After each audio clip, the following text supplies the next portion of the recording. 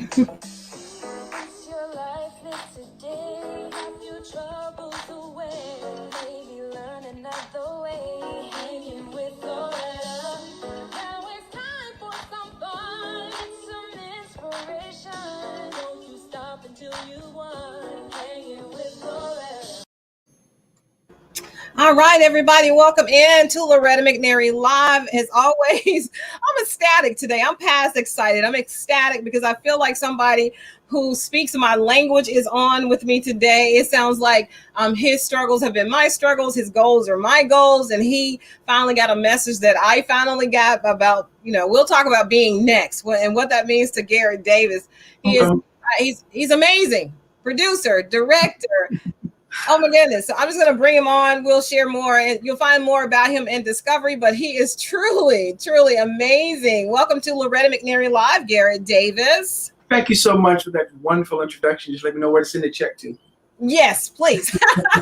Or better yet, just write me into one of your stage plays. I have been following you for a long time. Oh, well, thank you. Yeah, my publicist says Monica Renee. She's a super fan of yours. And as I am now. So okay. I was watching one of your interviews, Garret, and you said something about, being next. And I can relate to that. I want you to share your story, but I can relate to it because people always said I was the next Oprah. And I would say, well, you're still branding her. And I love her. I would love an opportunity to meet her and talk to her, but I can't be the next Oprah. So tell us how you came up with I'm not going to be the next Tyler Perry. I love your story when you talk about that. Well, I mean, depending on what medium you're in, whether you're a football player, basketball player, radio announcer, if the industry thinks that you are good, they always say that's the next Michael Jordan, that's the next Kobe Bryant, that's the next. And my thing was in terms of Tyler Perry, I started doing plays early, in the mid 90s, I think a little bit before Tyler. And when Tyler hit the scene, I had to make some adjustments. But people would always say, Garret, you're going to be the next Tyler Perry. And I said, I don't want to be the next Tyler Perry. Nothing against Tyler, because to me, if you're the next, that means you're getting what's left. And I believe when God created you, regardless of who you are and regardless of what your passion is, he made you the first. And so I don't want to be the next Tyler Perry. I don't want to be the next Steve Harvey. I don't want to be the next whatever. I want to be the first Garret Davis. And that means I'm doing all that was destined for me. I'm not, picking up where someone left off, because if Tyler climbed to the mountaintop and I'm the next, where's left for me to go? Yeah. Other than down. And I get the compliment, what people are trying to say and compare us. I get it, but it's not really fair to us. It's not fair to Tyler and Oprah or the next person, because we all are gifted uniquely and our paths are going to be different. Mm-hmm. And I haven't read yet where God duplicated somebody's life. There's some similarities in the Bible, but there is not a duplicate story in the Bible. I've checked. And so, Lord, another thing is that if I take on that mindset that I want to be the next Tyler Perry, then what happens is I begin duplicating and imitating everything that Tyler is doing so that I can get what he has, or so that I can get what he's cheap. And see, that is not right at all. So now I'm not even being me. I'm being Tyler. So in order for me to be the first Garret Davis, now I can be influenced by Tyler. I can understand and appreciate from a distance what he's done. But at the end of the day, no one can be Tyler. No one can be Loretta. They can be inspired by her. Yes. But, I've always told people, I'm a health advocate, and all of my productions and films are dealing with health advocacy and trying to close that disparities gap. And people will say all the time, aren't you afraid someone will do what you're doing and take it to another level? My thing is, I will give you everything that I'm doing. No one can do it like me. Now, that's not cocky. That's just someone can do it, but they're not going to do it the way I do it. And I'm not going to do it the way I do it. You have to have confidence in yourself. I just have so much confidence that, I will always bet on myself, because it's me and God. I call God Daddy. That's a whole nother story. But I always tell Daddy that, if you brought this to me, tell me what you want me to do with it. And so I'm not looking at what Tyler did with his. I'm not looking at what Ja'Carrius Johnson did with his. I'm just looking at what is before me, and I'm asking God, okay, why is this in my lap? What do you want me to do with it? That is the only one I can go to with that. Absolutely. I agree, because I tell people I can't call Oprah. She's not going to take my call. And certainly now when she's, multifaceted and multi-known, but that way I get to do it God's way, because he's the one who whispered this dream into my spirit. He's been my mentor this whole journey. He's told me what to do, how to do it, who to talk to, who to interview. And if I just follow his lead, then it always works out. It's never been a struggle when I followed his lead. The biggest word you used in that sentence was if. Because I'm being honest with you, I haven't always followed Daddy's lead. I've always, for a long time, Loretta, I would say, okay, this is what I want to do. This is what I'm going to do. All right, God bless it. Versus, Dad, is this what you want me to do? Mm-hmm. It took years for me to get to the point to ask for what I'm supposed to be doing versus blessing what I'm supposed to be doing. Because I could be doing the wrong thing, going in the wrong path, and I'm asking God to bless something. And he'll give us the desires of our heart. So, I said, why haven't I gotten to point A to point B? Well, I didn't want you to go that way, but you were so hard-headed. That's what you wanted to do. So I'm still learning to ask questions of Daddy versus asking him to bless this. I want this. I want this, because he might not want me to have that. Yeah, and I'm a advocate. What God has for me is for Loretta, and what God has for anybody else, Oprah, Tyler, Steve Harvey, Tom Hanks, it's for them. Now, can we watch some of the things they do and learn some lessons? But I'll never be able to be Oprah. I don't want to be Oprah. I just want to be the best form of Loretta McNary that I can get. And get this, Garrett, we were talking about identity theft, and I was really perplexed by what people think identity theft is. For me, identity theft is when we try to dim our light so people are comfortable with us, and we become a lesser person who God created. So when you say, God, Jesus says, I'm gonna say, get away from me because I don't know you. Well, he's saying that because he didn't create that version of Garrett. He didn't create that version of Loretta. He's not going to recognize me. My blessings cannot chase me down if I'm a fraud, if I refuse to be who he created me to be in the same identity that he did it. I can't mess with a masterpiece. Right. What do you think about that? So people are listening to me and they're thinking, okay, he's got this together. So let me tell you how I got to this point. Because before I wanted to be the first, honestly, I did want to be the next. I'm just going to be honest with you. I did want to be the next. And Loretta, I'm telling you, every corner I turned, there was always a roadblock. I remember when I was doing plays, what I call for dollars, meaning you put a cast together, you put a payroll together, and you have to sell tickets to meet payroll. My first national tour, every time I came out with a tour, it seemed like Tyler was coming out of retirement to put on another play. My first national tour, the promoter lost close to $300,000 on that tour because of timing. When I came out, Tyler had another show out. So, here I am doing, Thursday through Sunday run. We may do, 3,000 or 4,000 people. Tyler's doing one night of 10,000. So This from a pure financial standpoint, it was tough. And I would ask God, why is this happening to me? The flesh would say, why you let it happen for him and not let it happen for me? And the flesh would say, when is my turn coming? And then I remember as clearly as day, that's not what I want you to do. That's not what I'm like, I know I was created to write plays. I know I was created. So now you tell me that's not what you want me to do? That's not the way I want you to do it. And so I remember going through this time of, financially like broke and trying to figure out what's next. And my grandmother died from Alzheimer's. And I wanted to do some soul searching, and I wanted to figure out, about what is it about that disease. And so in doing that, I decided to write a play against the way I used to write plays, meaning, okay, I used to write plays in the early years where, okay, who am I going to put in this play to be a drawing card? And then I switched over to, I'm going to write this play to raise the awareness about this issue. And then from there, the door opened, and I got a sponsor that says, okay, what we're going to do is, instead of charging people for your play, let me know how much it costs to do your play, and we're going to take your play from city to city. So you're going to pay me before I leave home, and we're going to still do this play? Yeah. And so that was God's way of showing me you can still do your play, son, but I want you to do it this way. And so now, as opposed to trying to figure out, okay, what's taking place in this city so that I can make sure I sell tickets, what am I up against? I can go into the city the same night as Earth, Wind, and Fire, and I don't care because my productions are free to the public. It's a totally different concept, and no one's losing money. And so when I got to the point where I listened to what Daddy was trying to tell me, you don't need to be the next, you need to be the first. Oh, love it. But I had to get to that point. So when you hear me say now I want to be the first, there was a time I wanted to be the next. But I was Yeah, I cannot lie, and I agree with you. I wanted to be the next Oprah.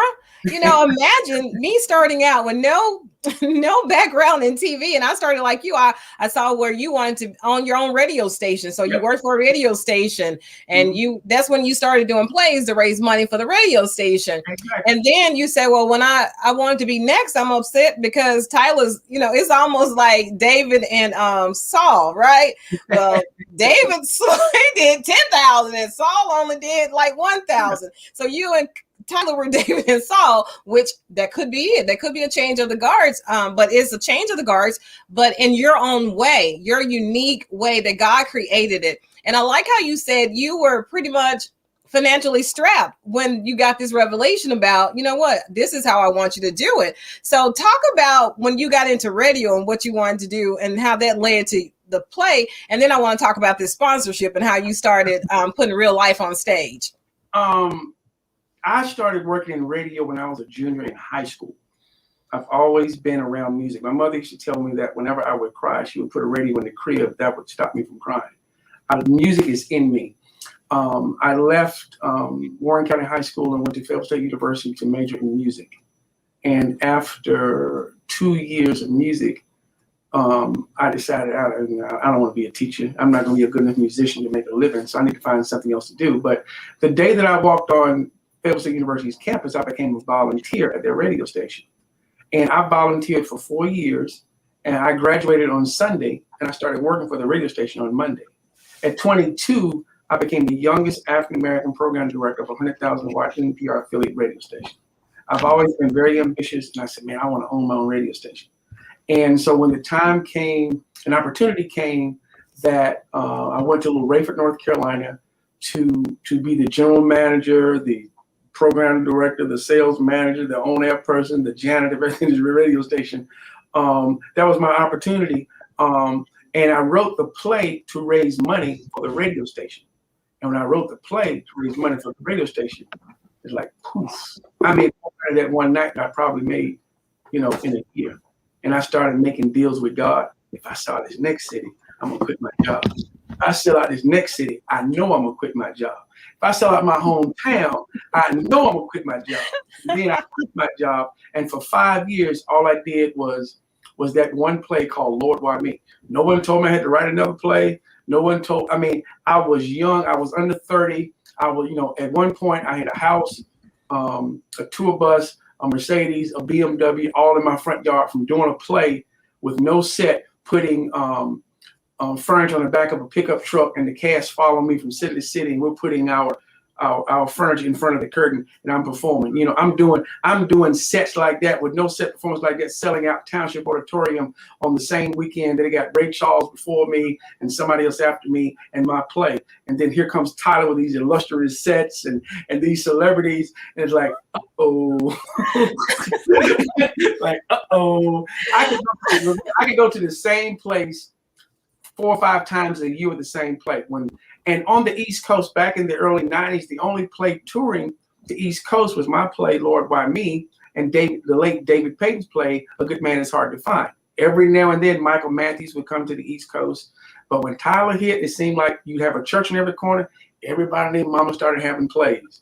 And so now, but I truly believe this. I don't care how good you are or how bad you are. Everybody has a following. And so wherever I fell into that concept of between Tyler and David Payton and all these other productions, Garrett Davis had a following. And so I couldn't go to the same city 5 times a year, but I could go 2 times a year with a different play. So it made me write even more plays so I could go back to those same cities. And so I was working at the radio station doing plays at the same time, and folks would call me the play guy. That's the guy that does all the plays. And so because I was working in radio, I would have contact with record promoters. I'd be like, look, man, I need you to play this new Freddie Jackson. Well, you can, but I need Freddie to be in one of my plays. And before you know it, that's how I was able to get these entertainers in my plays. And I was working with a radio station, and they told me on several occasions, okay, either you're going to run these radio stations or you're going to do plays. Which one are you going to do? I said, I can do both.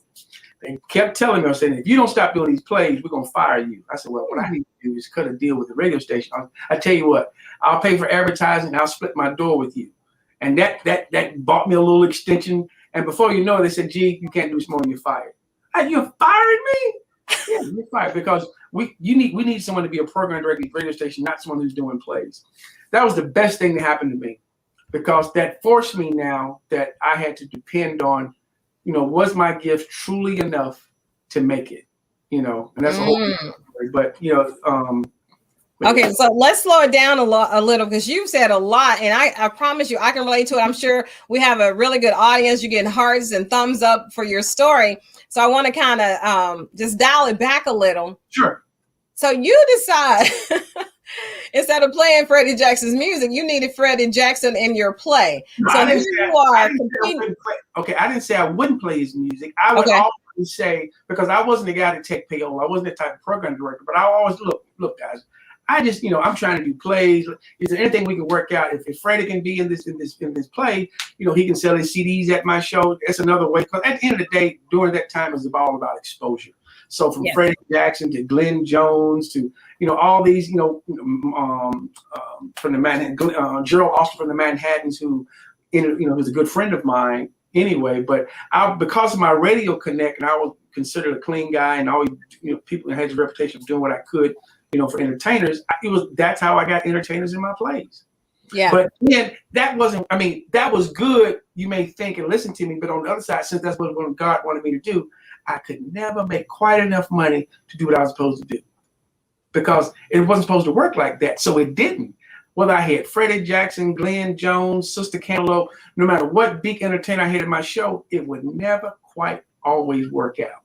So let me ask you this. So did the Lord tell you not to do it that way, but you did it that way because you saw other people doing it that way? When did his message to you that created your whole new it's a niche nobody else is doing like you're doing currently, and you're being successful? So I'm just trying to take people along on the journey chronologically. So did he tell you that?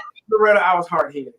He could have been telling me not to do it that way, but I was determined to do it that way because that's the way it was being done in the industry. Right. It wasn't about when a play, if you think about it, when plays came to town, the first thing you would say, well, who's in it?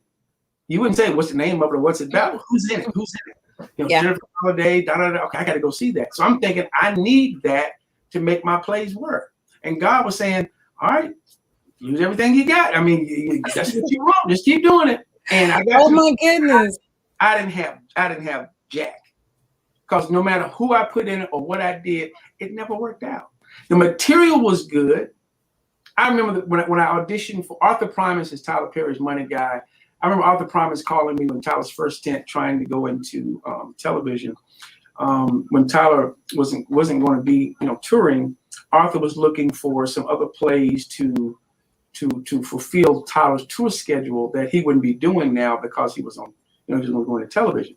And I remember it was Michael Baisden, Me and Cry in the Dark. It was my play selected. And so when Tyler came back on out, that meant I had to go home. And so, but that lesson taught me that I had something good enough, but why wasn't it working? And so I was too hard-headed to get the message until I didn't have anything. I had nothing else to do. And I started, going back to the Alzheimer situation. I was going around with AARP of my mentor, Deborah Tyler Horton. And we were doing these lunch and learns on caregiving. And I said, Deborah, I got a play called Forget Me Not. I said, Alzheimer's Association will not support it. I just need some dollars. She said, Garrett, we can't support it because it's disease specific. And so when she said that, I said, well, what if I wrote a play that wasn't disease specific? Because I was doing these workshops on prepare to care, which was how to care for your loved one. And so I thought of an idea to write a story about 5 sisters from 5 different cities trying to figure out how to take care of the aging mother, all based around AARP's Prepare to Care booklet. When I did that concept and pitched to AARP, they said, we'll do some test market. Let's try this out. And the rest is history. Mama's Girls, and the rest is history. And I said, so it was only until out of desperation trying to find dollars that I'm putting this together, and it hit me, God's been trying to get me to do this all the time. How much money did I lose and waste trying to do it my way when he was trying to get me to do this all the time and I couldn't see it? Wow, your story, and he hasn't even told the half of it yet. We'll get into a lot more of that, but go to Gdavis Productions.net and you can see a whole lot of his work. He has been, like I said, since 1994, and of course now people are saying, I never heard of him. He's an overnight success, right? Once they see the quality of your work, who your sponsors are, and then you get this deal with AARP. So tell us about that. And then you went from stage plays to film, and then you go to TV. So I'm like backtracking with you. I've been TV all this time. I've been wanting to do a stage play, hint, a record, a walk on the road, Gary, just a walk on. I just want to prance across the stage. And then now you're doing film, which is also one of my dreams too. So kind of let's talk about how you went from your stage plays with all these amazing sponsors. And because your work was, let's just start here. Your work was quality. It was equal. You say you didn't have the money that Tyler had and your sets didn't look like Tyler's. Well, when Tyler first started out, his sets weren't that grand either. But the talent and the singing was phenomenal. So I can imagine that yours were too because of the star's power that you have. So how did you go from, you said being broke and disgusted kind of thing, to having sponsors and doing these stage plays and then doing film? My relationship, Deborah Tyler Horton, I give her so much credit. She's more than a mentor. She's one of my best friends. She is over AARP Georgia in Atlanta, over the entire state of Georgia for AARP. And when we did Prepare to Care, but again, going back to watching my aunts take care of my mother, because when my grandmother died and my grandmother got Alzheimer's disease, I didn't want to go back and see her. I didn't want to see her in that state. And doing Forget Me Not, the play, was therapy for me. And once I began to see all the advances and how it could help someone from getting something free, like a Prepare to Care book, to help, I'm like, why don't we know about this? Why don't we know about all these the things that are available to us through AARP? And so when I did Mama's Girls, that was a 7-year run with AARP with Mama's Girls. And then the American Diabetes Association called me and said, I see the work that you're doing with AARP. Do you have a play on diabetes? I said, no, but I can get you one.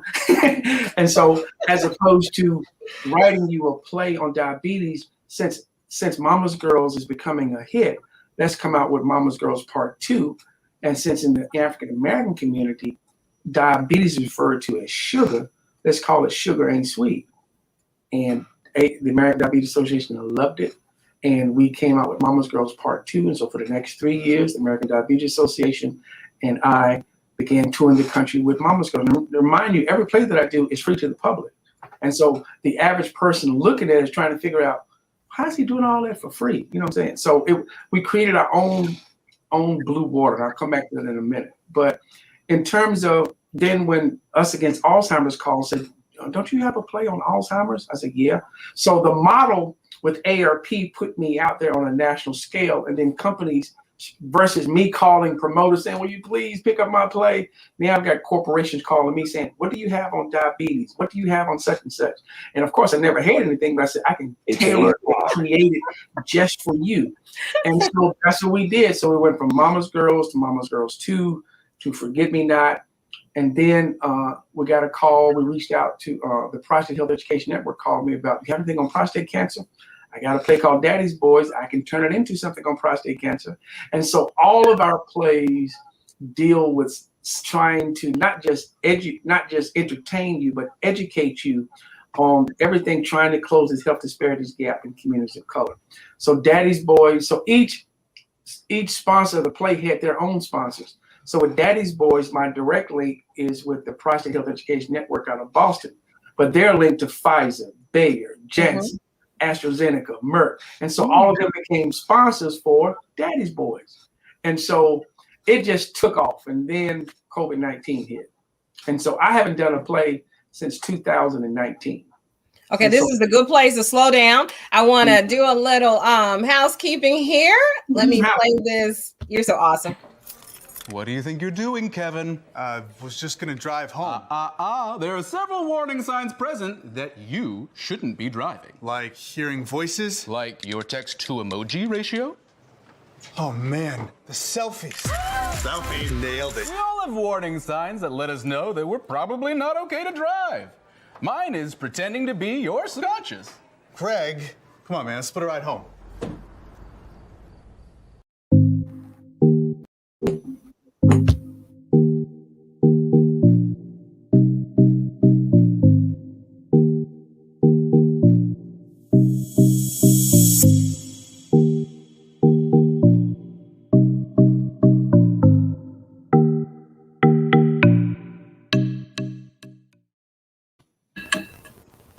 All right. Thank everybody for staying with us while I did my little paying the bills kind of thing and promoting the app that Monica would be so upset if I didn't tell everybody and invite everybody to download that McNary Media app on iOS and Androids. All right. Commercial done. All right. So Garrett, so when COVID hit, you weren't doing your stage plays because it wasn't safe for people to come to the stage plays. So what did you do? Pre-COVID, we were touring 4 stage plays around the country on a national level simultaneously. Mama's Girls, Daddy's Boys, Forget Me Not, and a new project that I had just started called Sisters at Heart. Sisters at Heart is a piece that is about a set of identical twins who are nurse practitioners who own a diabetes clinic that at 40 discovered they had congestive heart failure. We had just started doing that play. So we were doing 4 plays around the country, and then COVID hit, and we haven't been out since November 2019. The first month, Loretta, honestly, it was a vacation because, I work around the clock, I don't want to call myself a vampire, but, I don't know when I sleep. The first month was a vacation. The second month was rest. The third month was, okay, when are we going back out? And before you know it, it's like, okay, how am I going to eat? And so it was like, I got to find something to do. And so we had done Daddy's Boys at a mega church in Maryland, and they had recorded it. And so I told the sponsor, his name is Tom Farrington with the Prostate Health Education Network. I said, look, I don't know when we're going back out again. What if we streamed the DVD of Daddy's Boys? He said, let's do it. So it wasn't done professionally. It was just, a lot of those mega churches have multi-cameras, and they did an outstanding job with it. We streamed Daddy's Boys. We cut it up into 4 parts. So it was a 2-hour show, and we cut it into 4 parts. It was a major hit. And so that's when Tom said, hey, I'm going to go to Pfizer. Let's get some dollars to do some more of these. I said, hey, let's do it. And so then we started doing, and so what happened was I found a church that I was going to set my setup inside and just record different stories. But Loretta, I didn't like the way it looked. Okay. It looked like it just didn't look right on film. And so I said, Daddy, okay, what am I going to do? And so I had applied for a loan from SBA. Okay. And I was told no. I'd applied for PPL and all the money that you need to apply for during COVID-19, I didn't get. And I remember a conversation with my sister. I said, I can't do this. I said, I don't get it. Everyone seemed like getting dollars except me. And she said, my sister said, write to SBA and tell them to reconsider you and tell them why. I said, I ain't doing that. She said, I'm a month went by. And so I finally did an email because I was hot one day and I was mad. So I wrote this letter. Will you please reconsider me? This is what I'm doing. I'm out here busting my butt. I've got people that work for me that, they can't get paid. They're missing all this money, da, da, da, da, da, da, da, da. They emailed me back and said, okay, we'll reconsider you. Send me this, send me that. I sent it to them. But then 3-4 days, they said, we're going to approve you for $85,000. So I said, okay. So I said, Daddy, what do I do with this? So I'm thinking, I can't do plays. What am I going to do with this money? So Daddy said, and for those of you that joined us late, I call God Daddy. Daddy said, buy film equipment. And so I used every bit of that dollars, and I bought cameras. I bought everything I needed to buy because I remember I didn't like the way you didn't like the church setup. And so then I started, I said, I'm just going to film my own stuff. And it was a young lady who was just graduated from UNCG. Her name is Nicola Knox. She was fresh. She came to audition for me to be an actress. And when I found out she was a graduate in film school, I said, you in the wrong, look, I said, you can work with me, but I got a whole nother vision for you. Long story short, I started a film division. We hired a crew. We started doing our own. So I said, I had film is totally new to me. I had no idea what to get, what to buy. And Daddy said, just ask as if you were in Hollywood, what to get. And so I got all my cameras are HBO and Cinemax and whatever approved, learning that whole learning curve. And so, I buy all this equipment and I started doing my own. And that's how I ended up in film, because I couldn't do plays. And, when the money came through, okay, what am I going to do with it? And so we start, and man, now we are, now I'm all into it, trying to make sure that, what I want to do, the same thing I did in theater, I want to do in film. And so we've been doing these short, 15, 20-minute clips of we do a 15-minute episode complete with, information from the sponsor. And so I'm pleased to announce that our Daddy's Boy series, when we started doing it by, Tom with Project Hill Education Network made a bold statement. He said, we're going to have 1 million views by the end of the year. I'm saying to myself, 1 million views, really? So I said, okay, he believes it, And one of my actors, my creative director, would call me and say, gee, we got 70,000 views on episode. I said, 70,000, really? He said, yeah. And the next thing I said, and so I wasn't keeping up with the stats of it. I was just busy trying to put them together. And so last week, Tom said, he says, man, we had a summit this past weekend, and he told me, he said, we're at 600,000 views already. I said, what? And we haven't released episode 10, 11, and 12 yet. And so we're going to probably, by the end of the year, we're going to have 1 million views with the Daddy's episode. That's without a distribution deal. That's without a major platform. So that's God as the distributor. And so, man, I just like, look, I don't even argue with God anymore. If Daddy tells me to do it on day, look, I'm just going to do it. Right, you can't, because his record speaks. I shut up and look it up. Absolutely, his record speaks for itself. So I like how, on your website, I see where you even did something on the opioid addiction, and street meds. So now working with sponsors, how that works, quickly is the sponsor will tell me, I want, these are the issues I want you to cover in a story. So they may say with Daddy's Boys, we want to deal with clinical trials, we want to do this. So I'll just come up with a story based around all of that, incorporates that. And so doing that for the last 10 years, not that I felt tired, but I think there's more. And so I wanted to do a piece that no one is telling me what to do. But because I'm working for corporate America doing these, I have to do what the sponsor says. So in order to do that, that means I need to do a piece on my own and pay for it. And so the street meds piece is a piece that we're doing that deals with opioid addiction, that deals with everything that African Americans are going through. Because I believe you can put a problem in a Black community. The upper echelon will look at it one way, the middle class will look at it one way, and the poor will look at it one way. They're looking at it three different ways. And the answer is always send in Oprah and Obama to talk to that. Oprah and Obama can't fix everything. I think you have to meet, I call African Americans the unreached people group because they're so hard to reach.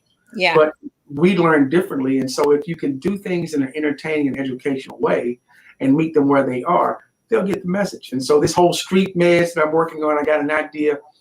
I won't go too much into it, but I got an idea to help out HBCUs in terms of giving each college their own personalized sitcom. In other words, taking a personalized different world that's personalized for your university. And so we're working on that. So I just want to just use this medium. So now I'm being the first. If I was trying to be somebody else, I wouldn't be doing all of this. Wow. So I agree with you being the first, and you are going to be the first with these ideas you have, because now you in tune. You know the voice of God. You know Daddy God. So, and now your creativity is on like overload. And so that's how it was when I got the Lord just laid this network in my lap. Right. I wasn't really trying to have a Netflix or a Hulu or Amazon Prime. I wasn't. It was not on my radar. But I started thinking, Lord, what's going to be my legacy? I have all sons. They can't do, the Loretta McNary show, because once Loretta McNary is done, you can only show reruns. So I was like, Lord, what? I want to leave a legacy. And Daddy God was quiet. And I was like, well, do you want me to keep doing the Loretta McNary show? Daddy God was quiet. The next day on a Friday, like 2 or 3 weeks, maybe a month later, I get a phone call. And it's the people who have this platform that, HBO is on the same platform as me. All these major shows and other big global streaming platforms are there. And they said, well, we want to talk to you because we've been watching you. Your quality is amazing. We have some scholarship money because of COVID, the pandemic, right? Mm-hmm. So they were able to scholarship me some money so I can own my own 7-channel global streaming network. Just like that. Yeah, that's amazing. And so I have 7 channels, Garrett. And this was in July. I'm in 12 countries already. Wow. It's crazy. Yeah, it is. That's why I can relate to you. I want to say this to people who are watching in terms of, Loretta and I have not made it. It's just what we have made, though, is an effort to listen. And so I truly believe in the entertainment business. Their rule says it's who you are, who you're connected to. Just, I know there's a train going by. I'm in a high rise and the train going by, so hopefully it won't bother you. But it's who you're connected to, what they can do for you just to get a seat at the table. Now, you can play that game, or you can listen to what God has for you, and you can create your own table. And if you create your own table, other folks will come to you. Yep. But as long as you're trying to get to their table their way, there's always an opportunity. There's always a chance you're not going to get there. No. Because you don't look a certain way. You don't have this. You don't dress a certain way. You don't talk a certain way. You don't do things like they want. They're a limitation to getting to somebody else's table. But if you create your table, you decide who sits there. And you get to own everything. You get to own your content. You get to create like you want to create. And so with my platform, we have content providers that are, wanting to be on there. So it won't just be me on all 7 channels, of course. It will be other content providers. We have travel and all this good stuff. So you can download MMN. It is so amazing. So now people don't even have to put in Near Media Network. So many people have downloaded this app on their TVs and on their phones that if you just type in 3 letters, MMN, and you get it. Why don't you try it, Gary? Why don't you try typing in MMN? No, I'm just joking. Don't do it now. We got to talk. And I think we should connect and try see where we can. There's some synergies with what we do, because that's how you do it. We can't do it by ourselves. No man is an island. There's no way I can fill content for 7 channels on a 24-hour global streaming platform. So I like what you're doing. I like how you weren't afraid to be unique and to have your own way. And then what happened? People came for you. Yeah. They came for you, Garrett, with dollars. Yeah. That, it sounds easy, but the hard part of that, I'm just going to be honest with you, and for those that are listening, it's hard to get to that point to be in a safe space to think that's the way, because your flesh think you need to do it one way, and you're always fighting against, not flesh and blood principalities, against how God wants you to do it. And that's, I wish it was easy, I could say, because I'm still dealing with that now. It's like, things are being dropped on my plate, and I'm saying, God, there's no way I can't. I know, it's too big. It's too big. Something will drop on my plate, like, man, where's that money coming from? So, and that's my flesh. And it's like, I will ask God, this is what I want to do. And then something will fall in my plate, like, man, I can't do that. There's no, how am I going to? Okay, that ain't God. That's my flesh thinking I'm supposed to be doing that. So that's natural. But yeah, it is. It is. I can't express enough. I don't talk with God enough. I'm gonna be honest, I'm being very transparent. I don't talk with him enough. I don't pray enough. I mean, I do it, but I'm starting to learn more and more every day. If you don't have a daily relationship with God, you are lost. Yeah.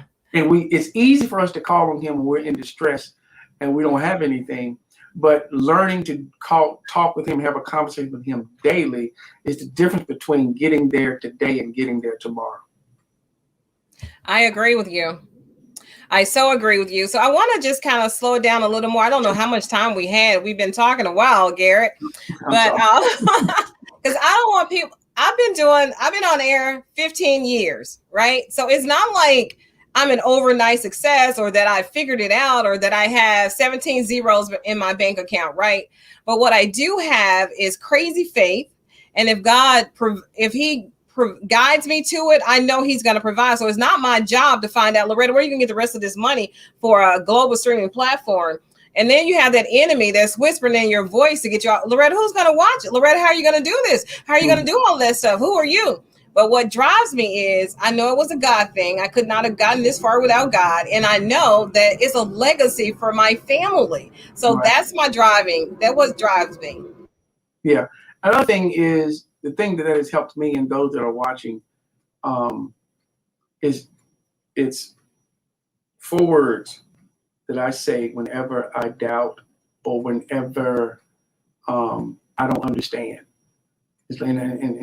It's I trust you, Jesus. I trust you, Jesus. You know, where it's so something comes to me, I don't know how I'm gonna get it. And I know I'm supposed to be doing this. Okay, I trust you, Jesus. I keep saying it. I keep saying it, and I may be talking myself into it. I just trust him. And before long, it never fails. I see where I'm supposed to go. Versus me trying to make it work and trying to figure out. I trust you. I'm always asking, what are you trying to show me? Yeah. You know, I used to ask Lord, why me? That was the name of my very first play. Lord, why me? And so I stopped saying, Lord, why me? And I started saying, Lord, what is it you want me to learn from this experience? Even when something bad happened, okay, what lesson am I supposed to get out of this? Not why I'm going through it, because the word says he maketh you lie down. It didn't say you lie down on your own. So sometimes I get knocked down and I'll say, okay, Lord, why did you make me lay down? Why is this happening? And he's like, son, because you're stubborn. That's why you're stubborn. Yeah. Hard-headed. Yeah, you're hard-headed. You want your way, and you want to do my job. And the Lord tells me, Loretta, you trying to do your job and my job. I do not need help. I'm trying to get that message. God does not need our help at all. He is more than capable. One part of, I don't care what level of success you are on, when you begin to get success doing one thing, no matter what level you're on, there's a thin line between thinking you know it and still trusting God to show you. Because you're doing it, it's working. You have a tendency to, okay, God, I got this one. No, you never have it. So I'm working on my first book called There's a Thin Line Between there's a thin line between achieving your dream and running from your nightmare. Because I want to get to the point where I just want to speak to dreamers. Because dreamers, if you're a dreamer, you don't want to work a 9 to 5. Dreamers are a whole set of different people, and they're always told, get a real job. What are you doing? Because you're dreaming. But if you don't understand that you're a dreamer, you'll go through life frustrated that you never get to live your dream. And I want to teach people there's a thin line between achieving your dream and running from your nightmare. And you have to know how to deal with dreamers, because dreamers will drive you crazy. They'll be 35, 40 years old, still living in your house with mama. Those are, there's a bad side of that, but other side, it is. But because I want to be a singer, I want to be an actor, I want to be a musician, I want to be such and such. But if you don't, in show business, if you don't understand the business, you won't be doing shows long. Right. And I think what the problem is with that, Garrett, they don't necessarily want to be a singer, or they want the what comes with it if you're successful. Because if Right. you really want to sing, you will sing. If you really want to act, you will act for free. I did my show. Nobody said, Loretta, come to a show. We're going to sponsor you. No network was behind me. But yet I would be on the same red carpets as all these national TV shows and talk show hosts. I mean, international people. And there's me. Mhm. And I didn't have funding for that, but I knew God said go, and he provided. And I was there hanging out with the rest of them like I had $1 billion in the bank. So Yeah. I like how you said that dream is a fine line to being dreaming and then being, in denial. Because I mean, for many years, everyone would get paid except me. For many years, everyone would get paid, and I was losing money. But I didn't care because I just wanted to do what I was doing. But then those are close to you will say, dude, you better get a job. I mean, what are you doing? And so I had to take a look into the mirror and say, okay, why are you doing this? Mm-hmm. And so are you doing this for entertainment purposes only, or are you doing this for a purpose? Because the underlying fact of all human frailty is one's inability to recognize purpose. Ooh. Once I found out what my purpose was with these plays, I started looking at things totally different. And then that's when the money started to come in to fund these projects, because I wasn't doing it for entertainment purposes only. So Yeah. it could be your time and not your turn, or it could be your turn and not your time. Ooh. Yeah, that was profound. But I have a Exactly. question from a guest. Okay, sure. That was deep. We're going to revisit that. So Janice is saying, she's here with me in Memphis. Memphis is one of the most unhealthy cities in the country, yet I've never seen one of your plays. How do you market to our community to get us in the theater to see your plays and your film? Okay, so so I'm going to write Memphis down. Normally what happens with, what's the name, Janice? Yes.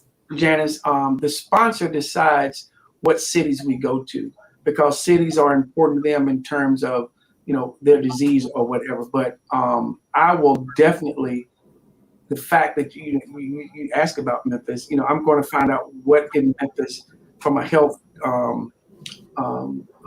standpoint that's a disparity. And I'm going, as soon as this country opened up, I'm going to do my best to get to Memphis. And since I'm here, I'm doing my best to help you get to Memphis. And we can, Janice, what I can do, hypothetically, if you're with a church or an organization and you would like to stream one of my projects, for a girls club or a faith-based organization, whatever, I'll give you my contact information, and I can make that possible right away. Mm-hmm. Oh, I like that, Janice. I hope that answers your question. And that was a great question. So tell me what's next. I know you're doing film, and now you have all your equipment. You can do film, you can do TV. Are we going to see you on Netflix, or are you going to be on one of the major networks? So tell us what's next. Honestly, I don't know. I mean, honestly, I used to have a dream of being on Broadway. That was me. And God had something else for me. So I could imagine one day I probably would think I'd want to be on Netflix and Hulu, but I don't know what God has for me. But I want to start my own network in terms of Gdavis TV, to put it on platforms so that people can watch all of everything that we create. Of course, I have an agent, and we are trying to work deals with with everyone that's interested in what we're doing. So, but I don't, we're trying. But if we never get there, I'm still going to make our make our products available on platforms that people can see. But what's next? I'm working on this HBCU project. I have a hopefully in 2022, I'm going to do my first feature film. There has always been, I can't go too much into it, but from the standpoint, you've seen the Temptations, you've seen Aretha Franklin, you've seen the Clark sisters, but there's never been a film on this particular genre of music that I think is the root of it all. And so that's all I can say with it right now, but I want to do that. And so my first feature film, everything that I do is for a purpose, is never for entertainment purposes. Everything that I do is for education and a purpose. It's never just to entertain you, although I think we do a great job of entertaining you. If you see a Gdavis production, in addition to being entertained, you're going to learn something. So I think, this genre of music that we call quartet gospel, I want to do it on a whole nother level. in a film. You're on mute. You're muted.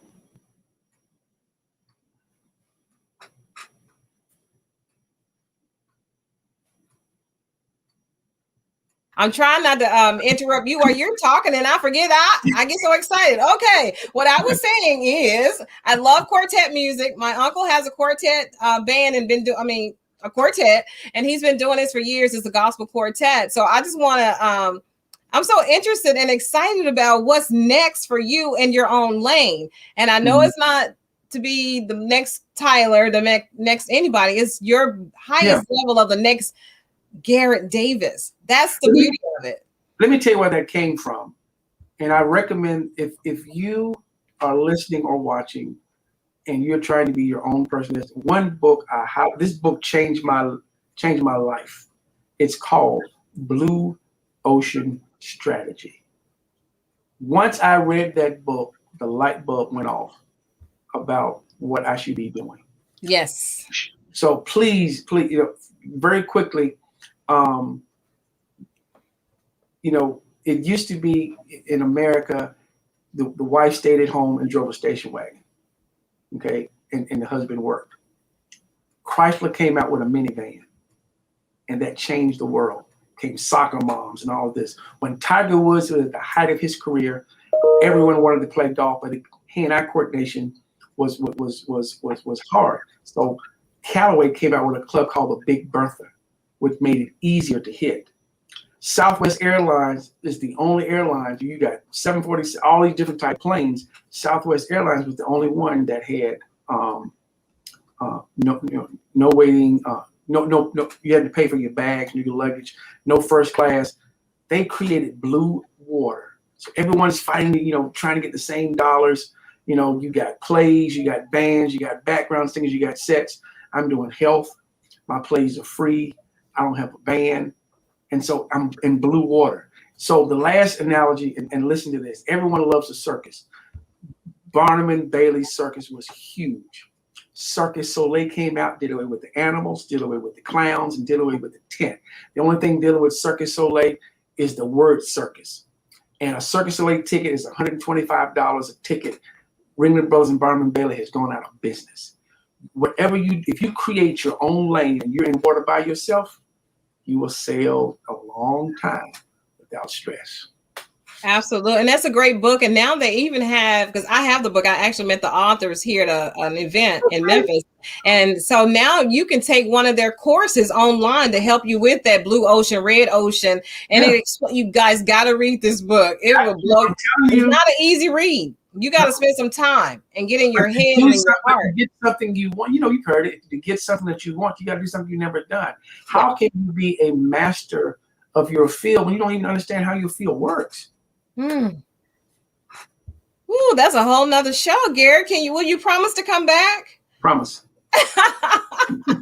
This was not only entertaining and informative, but you challenged me. I want to, even though I just got this network, I still know there's other stuff I want to do. And once I started doing the network, it's okay, God, if you give me a network, I'll do that. Now I want to own my own subdivision, right? I want a middle-class subdivision for anybody that wants to be there, but we're going to have these certain ways we're going to do everything and how we're going to live. I want a retail strip for entrepreneurs. I don't want it to be retail, though. I want it to look like that, but it'll be individual offices. I want to do plays and movies and films. Don't let somebody tell you can't do all that. Yes, you can. That's usually somebody who hasn't done anything. Anyone who is against you or anyone who doesn't understand you, you never take that as don't take it as a personal attack. If you're on a certain level, they can't understand you. How can you be compared to something that's never happened? So in other words, if someone says you're going to do all of that, since they can't compare it to anything, oh man, that'll never work. Now, as soon as someone does it, you ever thought about doing this mall and this strip and these movies? Because you've never done it, don't expect anyone to understand it. Because they have nothing to compare it to. The mind wants to quickly compare it to something. Yeah. And so no matter how good you are, they're going to compare you to Oprah because that's just how the mind works. Like Kobe is good. Kobe's the next Michael Jordan. No, Kobe was Kobe. I know. They'll get to Loretta, you look like her. You sound like her. I'm like, but I'm not her. Seriously. I've had people follow me around in the store trying to see, is it her? Is it her? I'm like, come on. Come on. But I have my way of doing things because my God is so awesome that he doesn't have to duplicate what he did for Oprah, for Loretta McNary. And he's not going to duplicate what he's doing for me for the other person that has the same goals and desires as I have. Garrett, I just want to say you have truly, truly inspired me. Thanks. And when you said you didn't give up and you wanted to quit, and look what would have happened. Look what we would have missed. There are days, and I don't want people to think that, I've got an easy road now, because there are days now that I still get frustrated because it's not that I just want more. It's all about legacy now. It's all about, while I got this energy, while I can just, work day and night, if I can't, my biggest fear now is when I die, what I create dies with me. And if it dies with me, I didn't do what I was supposed to do. Mm-mm. And so that's how I think if we change our mindset and start thinking, because when God gives you something, it's supposed to be for a generation of people. But if you're doing something that's just going to help you and a few others, that ain't God. Mm-mm. Mm-mm. So you got to be scared, though, because God talks about fear so many times in the Bible. He keeps telling us, and then he's like, he got upset with us. Have I not told you? Do not fear. Don't be discouraged. I will be with you to the ends of time. What better promise? What else do we need? So I'm going for it. Will I be successful? And who defines success for me? I do. But if I can help somebody along the way, then I think I know I'm successful. If I can change somebody's life or our whole family's generation, the Clark in some kind of way, my living is in vain. Go ahead, girl. Exactly. Woo. See, look, I'm trying to let you go. Don't start that. Because I am a Jesus girl through and through. And when I look back over my life, yeah. I mean, seriously.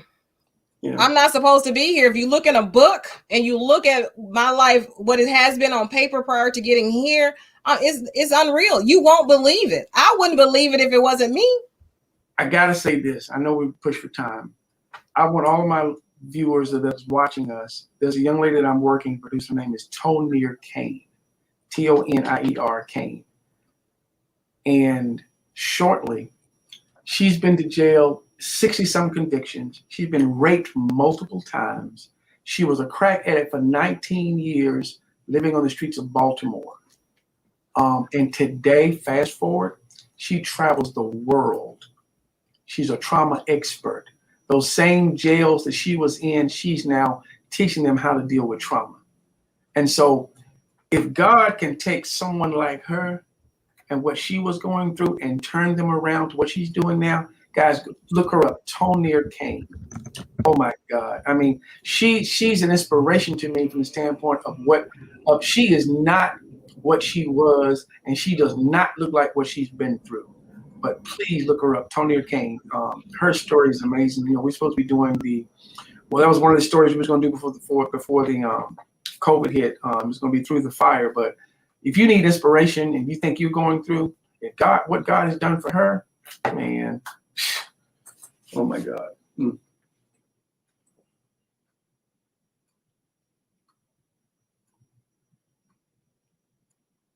Before, because you had the train, I got the airplane. Oh, I know. I'm like, okay, airplane, you're not gonna stop this show. This train is gonna keep moving. So before we get on another tangent and we share God's goodness with this world, I want them to go to your website. Mm-hmm. So they can go to gdavisproductions.net. That's the main site for all of our productions. Our nonprofit is the Forget Me Not Project, and that's fmnproject.org, fmnproject.org. And you can also go to gdavisfilms.com. We're working on trying to launch Gdavis TV, where that would be an app and a place that you can go and see all of our projects. And we've created a piece called Living With, because I think everyone's living with something. It's like a 30-minute documentary, whether you're living with Alzheimer's, living with kidney failure. Everyone's living with something. And so, but we're just trying to use our medium, the gifts that God has given us, to educate and entertain our people. So thank you for this time, Loretta. It means a lot. I appreciate you, inviting me. Of course, you got to come back, and I appreciate you too. We put that on screen. I just want to say thank you. Anything I can do to help you, count me in, count my audience in. If we need to buy some tickets or send something, let us know how we can help. Everything is free, so they ain't buying nothing. That's right. That's so brilliant. So we need to figure out a way to work together so we can just increase what we have. But yeah, as the country opens back up, we start touring again. I'm gonna make sure you know where we're going to be in all of this. So I do know that my new play production, that if the world continues to open up, it's going to be called Living With. And it's the spinoff of Mama's Girls, and it's featuring two of the girls from Mama's Girls. It's featuring Shirley Jones from the legendary Jones Girls. It's also featuring Scott Sable from American Idol. Now, I know someone's going to say, well, why you got entertainers in your play? These are relationships. These are relationships. I mean, now it went from having relationships that you pay for to now it's like having relationships that are truly behind what we're doing. Shirley is definitely into women's mental health.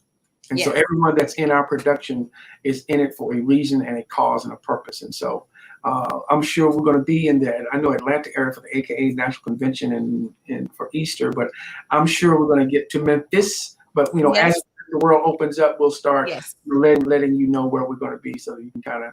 Right. And I can fly into any city to do my walk-on role. Okay. I can. Okay, now I want everyone to hear this. I'm going to put you in something. So when I tell you, don't be telling me, nah, I was just joking. I was just, no, I don't have time. I can't do it this weekend. I don't joke because I usually, whatever I ask with a pure heart, God gives it to me. So you're right. I will be there. I'll have on my heels. I'll do my little jacquet walk, on that 227, and I'll be good. And I'll have it. And you just give me $1 so I can be a paid actress and I can get in the Actors Guild. That's all I want. All right, you got it. Well, Garrett, it's been a pleasure like none before you, because I just feel like we are on the same path at the same time. And we do what we do and we give God the glory. We edify people by sharing our story, and it gives us immense joy. So you can't ask for more than that. All right. Thank you. All right. Till next time, everybody, think positive, dream big dreams, help someone along the way, and we'll see you very soon. Goodbye, everybody.